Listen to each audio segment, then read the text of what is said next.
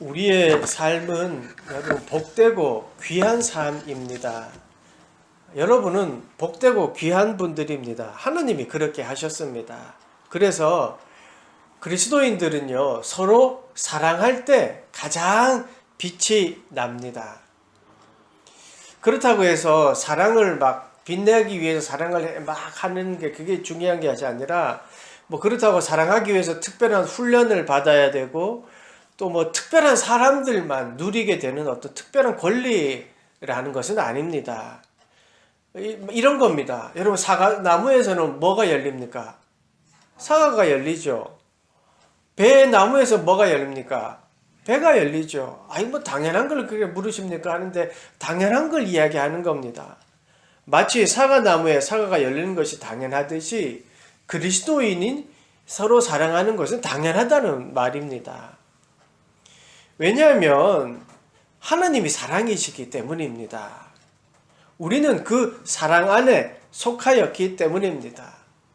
오늘 본문 7절에서 8절 보면, 사랑하는 자들아 우리가 서로 사랑하자. 사랑은 하나님께 속한 것이니 라고 했습니다. 그리고 하나님께 속한 그 사랑하는 자마다 하나님으로부터 나서 하나님을 알고 라고 했습니다. 우리는 하나님께 속한 자들입니다. 하나님을 알고 있지요. 그리고 그 하나님은 바로 사랑이십니다. 이게 무슨 말이냐면 하나님의 본질이 바로 사랑이라는 거지요. 우리가 그 사랑의 본질 속에 있기 때문에 당연히 우리는 사랑하게 되어 있을 수밖에 없다는 말입니다.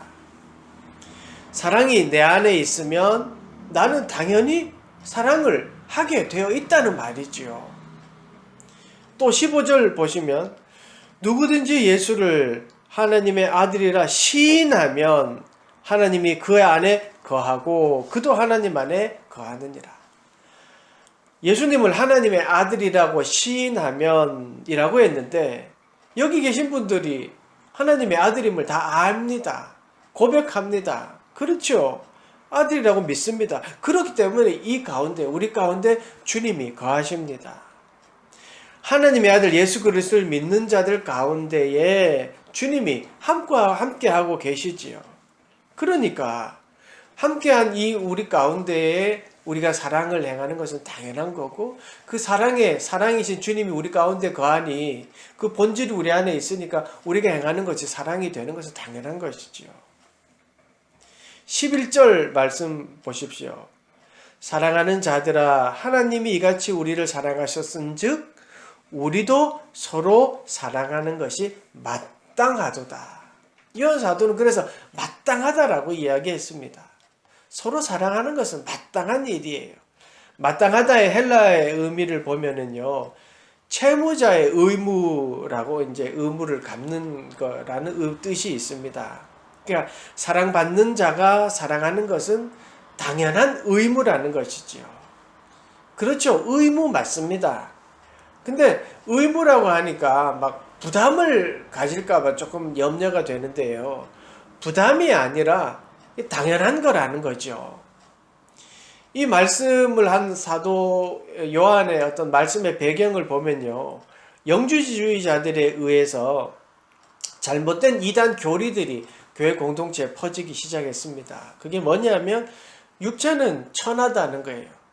그 천한 육체, 죄진 이 육체에 어떻게 하나님의 아들이 육체의 몸을 입을 수 있냐는 거예요. 그러니까 예수 그리스도의 사랑을 올바로 전하질, 이게 배반된 율법이, 그 교리를 전해준 것이죠. 그래서 그들은 육체는 무가치하다라고 여겼습니다. 그런데 아니죠. 그들이 무가치하다고 여기는 그 육체는 사실은 가장 가치 있는 일을 했습니다.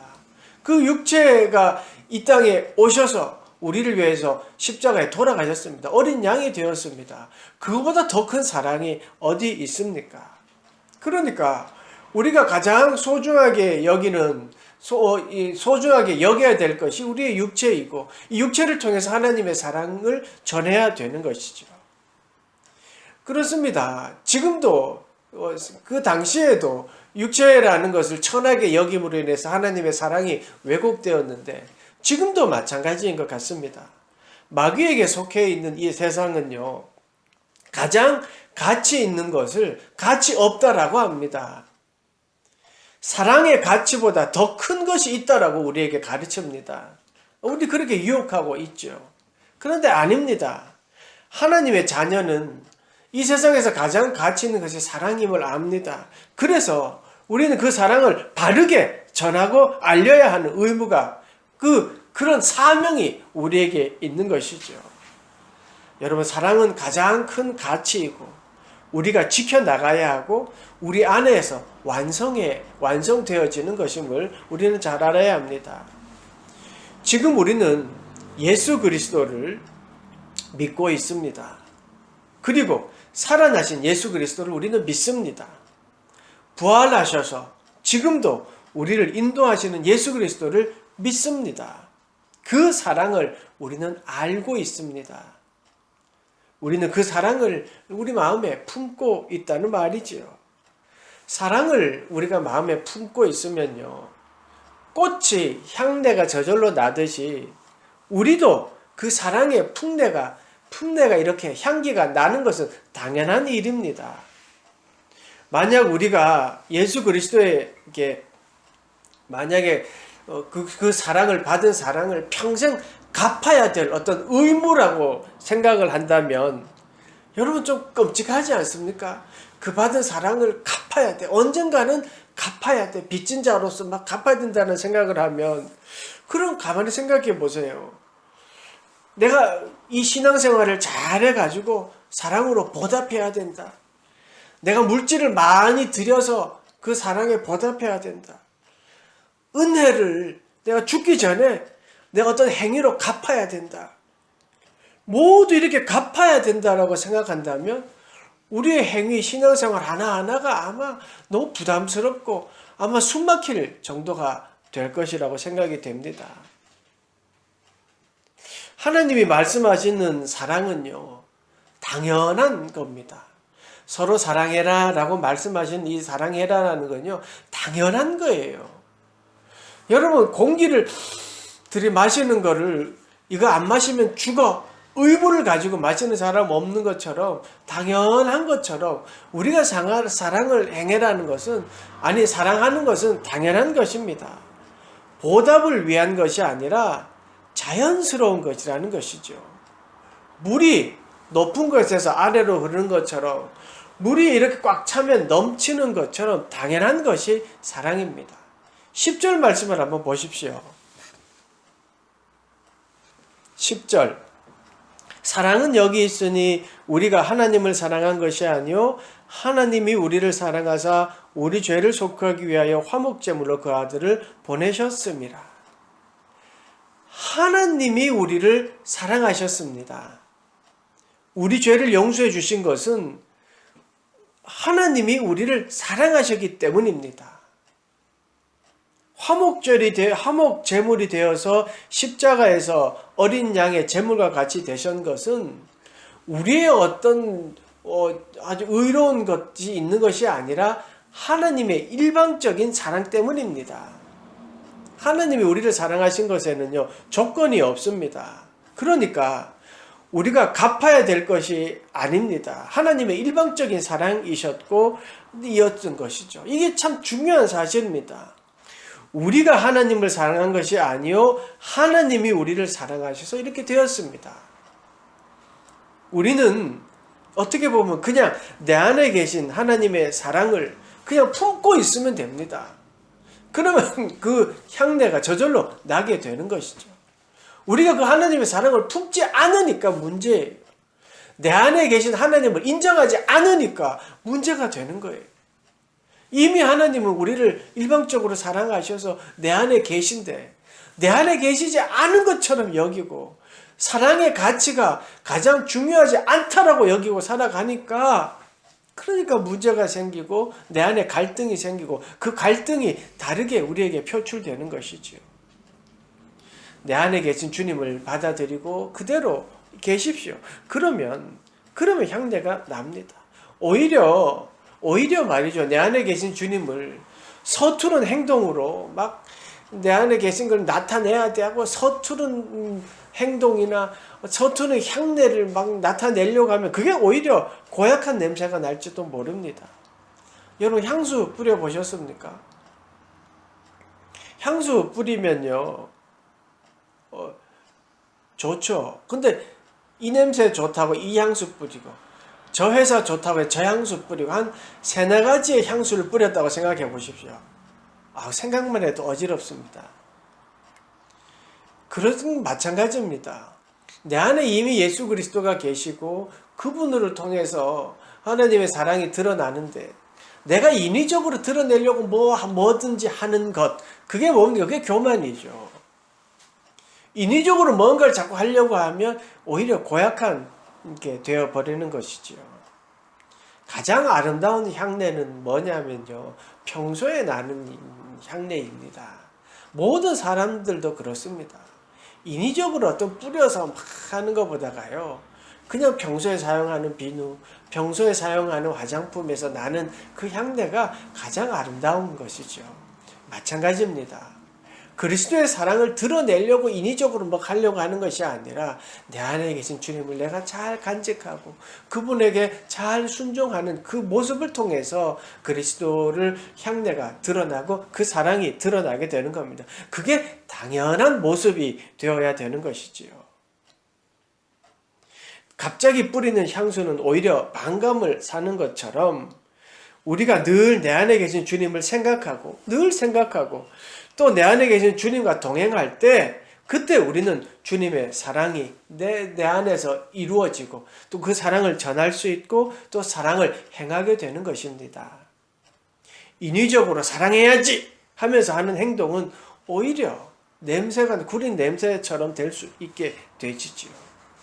인위적인 어떤 감정을 선동해서 사랑해라 하고 쇼같이 눈물을 흘리고 감성에 빠진 고백을 하게 하고 음악적인 분위기로 어떤 그런 분위기를 만들어가서 하는 그것은 정말 하나님의 사랑을 오용하는 것이 아주 역겹습니다.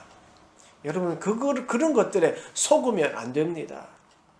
속지 않으려면 진짜를 알면 됩니다. 진짜 예수님을 알고 만나면 거짓은 드러나고 구별되게 되어 있습니다. 여러분 그 진짜가 무엇입니까? 내 안에 계신 주님입니다. 내 안에 살아계신 그 주님을 만나는 것입니다. 12절 보십시오. 요한일서 4장 12절 어느 때나 하나님을 본 사람은 없으되 만일 우리가 서로 사랑하면 하나님이 우리 안에 거하시고 그의 사랑이 우리 안에 온전히 이루어지느니라. 그렇습니다. 하나님의 사랑을 직접 경험하지 못하면요, 감성이 사랑인 줄 알고 분위기가 사랑인 줄 압니다. 그러나 십자가의 은혜가 나의 은혜가 되면 다릅니다. 나를 통해 일하시는 주님을 깨닫게 되고 나를 통해 사랑이 온전히 이루어집니다. 예수 그리스도를 늘 내가 인식하고 생각할 때 사랑은 당연해지는 것이지요.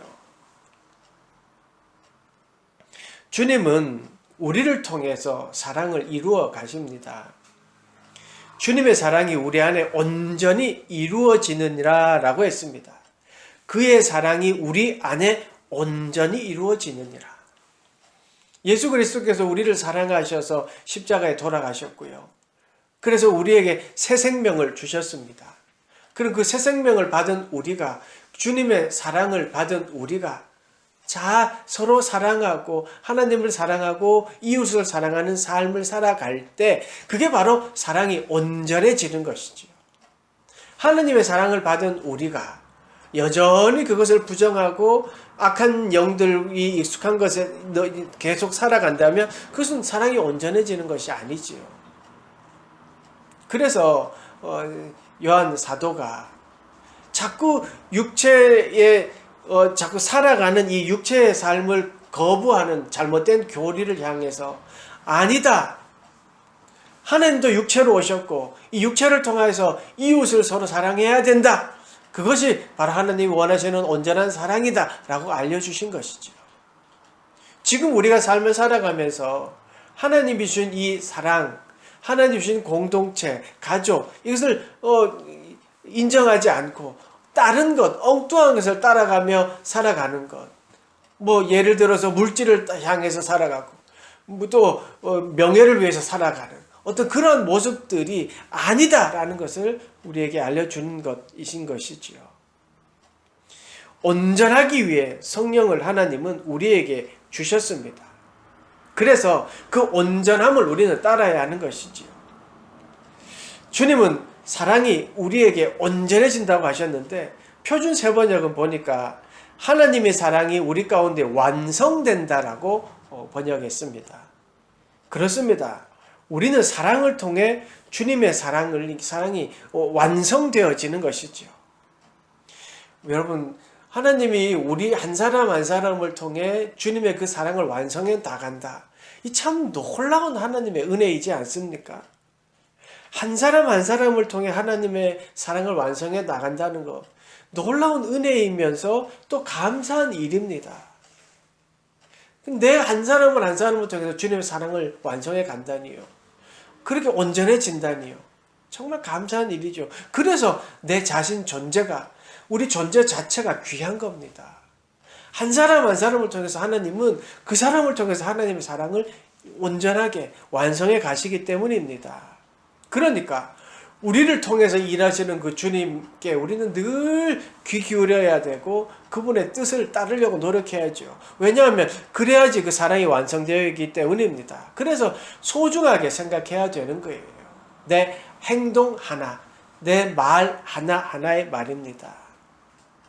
그래서 내 이웃을 관심을 가지고 보고 내 이웃뿐만 아니라 내게 맡겨진 귀한 영혼들을 생각하면서 내가 좀 귀하게 여겨야 되는 거예요. 그러니까 말하는 거에 귀를 기울이게 되고 그 사람에 대한 태도가 내가 조심하고 말도 조심해야 하는 것이지요. 내 마음에 주님이 살아계시고 십자가의 사건이 믿어진다면 또 한마디로 내 인생의 주인이 주님이시라고 믿어진다면 그러면 내 삶의 한 발자국, 한 행동, 한 몸짓 이게 하나하나가 사랑의 메신저라는 것을 알고 그렇게 살아야 되는 것이지요. 그러니까 내 모든 일들이 소중하고 나의 앞에 생겨나는 모든 일들이 귀하게 여겨지는 것이죠. 그게 바로 내 안에 사랑을 품는 자 그리스도인의 삶의 모습이 되는 것입니다. 하나님은 이렇게 우리를 통해 사랑을 온전하게 하십니다. 사랑을 완전하게 하십니다. 온전하게 하기 위해서요. 하나님이 우리에게 성령을 선물로 주셨습니다. 그리고 돕습니다. 13절 보십시오. 그의 성령을 우리에게 주심으로 우리가 그 안에 거하고 그가 우리 안에 거하는 줄을 아느니라. 성령이 우리 안에 거하십니다. 성령이 우리를 돕습니다. 그리고 성령이 우리를 위해서 늘 함께하고 계십니다. 오늘 성경에서 보세요. 그의 성령을 우리에게 주심으로 우리가 그 안에 거하고 성령이 바로 예수 그리스도를 내 안에 거하도록 돕는 분입니다. 성령 하나님이 우리를 통해서 예수 그리스도를 깨닫게 하시고 우리가 입으로 신하게 하신다는 말이죠. 사랑이신 그분을 깨닫게 하신 그 성령이 우리를 돕고 계십니다. 그렇지만 사랑이신 그분을 자꾸 거부하니까 못 들은 척하니까 문제가 되는 것입니다. 여러분 한 번 더 기억하십시오. 우리 믿는 자들이 가장 빛날 때는요 서로 사랑할 때입니다. 사랑의 가치를 잊지 않을 때, 잃거나 잊거나 하지 않을 때 우리는 가장 빛난다는 사실을 여러분 꼭 기억하시기 바랍니다. 우리는 하나님을 믿는 자들입니다. 다시 말해서 하나님을 아는 자입니다. 그 하나님은 사랑이라고 말씀하십니다. 그렇기 때문에 우리가 사랑하는 것은 당연한 겁니다. 꼭 해야지, 이게 아니라 당연한 것이라는 것이죠. 당연한 것은 여러분 몰라서 못하지 당연한 것은 그대로 하는 것이지요. 서로 사랑하는 것은 당연한 것입니다. 사과나무가 사과의 열매를 맺어야 되는데 사과나무가 주변을 이렇게 보니까 가시나무가 가득하니까 자신도 가시인 줄 알고 왜 나는 뾰족한 가시가 없지 하고 고민하고 있는 것, 이게 바로 우리의 삶의 모습 아닐까요? 어느 날 TV를 보니까 강아지를 키우는데 문제가 많은 강아지더라고요. 근데 강아지 보호자가요, 강아지 통제를 못 해가지고 가족 모두를 막 물어요. 그러니까 이걸 이제 컨설팅을 해주는데, 이 결과론적으로 전문가가 컨설팅한 결과를 보니까 참 요즘 말로 웃프더라고요. 웃기지만 좀 슬픈 이야기예요. 왜 그러냐면 사람이요, 강아지보다가 아래 단계, 서열이 아래 단계예요. 이 참 웃긴 이야기잖아요. 강아지 보호자가 강아지보다 아래 단계의 서열에 있으니까 그냥 계속 무는 거예요. 강아지가 사람이라고 생각하는 거죠. 뭔가 잘못되지 않았습니까? 그래서 개가 사람을 물고, 그래서 사람이 제대로 생활을 못하게 되어버린 것이죠. 그래서 결국 서열의 정리를 다시 해야 되는 겁니다. 사람이 사람 역할을 하고 강아지는 강아지 역할을 해야 행복하게 살 수 있죠. 개가 사람인 줄 아니까 이 문제가 생기게 된 것이죠. 마찬가지입니다. 우리가 당연한 것을 당연하게 여기지 못해서 문제가 되는 거예요. 어려움이 생기는 거예요. 뭔가 좀 막 마음이 불안한 거예요. 사랑이 가장 귀한 가치이고 서로 사랑하는 것이 하나님이 우리에게 알려주신 것이고 그것은 당연한 겁니다. 그걸 해야지만 하나님이 기뻐하고 하지 않으면 하나님이 우리를 내치고, 그게 아니라 당연한 것이 사랑입니다. 그러니 우리가 주변에 행하는 모든 사람들을 사랑의 대상이고, 그 사랑함으로 하나님의 사랑이 드러나고, 그 사랑함으로 내가 가장 빛난 존재가 되는 거예요.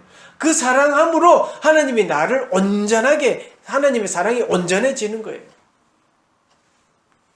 그렇기 때문에 내 안에서 행하시는 그 사랑이신 주님이 하시는 그 음성을 외면하지 마십시오. 그 사람의 이야기를 가만히 들어주어라. 왼수 같지만 그래도 가만히 들어주어라. 더럽고 추하지만 도와주어라. 같이 있어 주어라. 지금 기도해라. 바쁠 때 그때 기도해라. 성경 읽어라. 나와 함께 하자. 중보해라. 은혜를 나누어라. 용서해라. 등등의 그 음성을, 여러분 그 음성에 순종하십시오. 나중에요. 때가 되면요. 아닙니다. 그 주님의 음성에 귀를 기울이는 것, 그게 바로 사랑을 온전하게 하는 모습입니다. 그 하나하나가 사랑을 온전케 하시는 주님의 음성입니다. 하나님은 늘 우리와 함께하고 계십니다. 그리고 성령을 보내셔서 우리를 돕고 계십니다. 우리 가운데 계신 그분의 음성에 귀 기울이고 그분을 외면하지 않을 때 우리는 우리를 통해서 하나님의 사랑은 완성되어 갑니다. 사랑을 알려주시는 그 주님께 귀 기울이십시다. 내 안에 계신 주님은 늘 우리에게 말씀하고 계십니다. 그 말씀에 귀 기울일 때 하나님의 사랑은 우리를 통해서 온전해지고, 또 그 온전해짐으로 말미암아 서로 사랑하는 것은 당연하게 되어지는 것입니다. 12절 말씀을 다시 한번 읽어드립니다. 어느 때나 하나님을 본 사람은 없을 때 만일 우리가 서로 사랑하면 하나님이 우리 안에 거하시고 그의 사랑이 우리 안에 온전히 이루어지느니라. 아멘. 주님의 사랑이 우리 안에 온전히 이루어지는 그런 축복이 우리 가운데 이루어지기를 간절히 축원합니다. 아멘. 기도하겠습니다. 하나님, 우리의 삶 가운데 주의 사랑이 흘러넘치고 주님의 향내가 널리 퍼지는 우리 모두가 되도록 축복하여 주시옵소서. 우리의 발걸음, 우리의 행동, 우리의 말 속에 또 그것을 통하여 하나님이 주의 사랑을 온전케 하심을 알고 오늘 하루하루 최선을 다하여 살아가는 우리 모두가 되도록 축복하시고 인도하여 주시옵소서. 예수님의 이름으로 기도드리옵나이다. 아멘.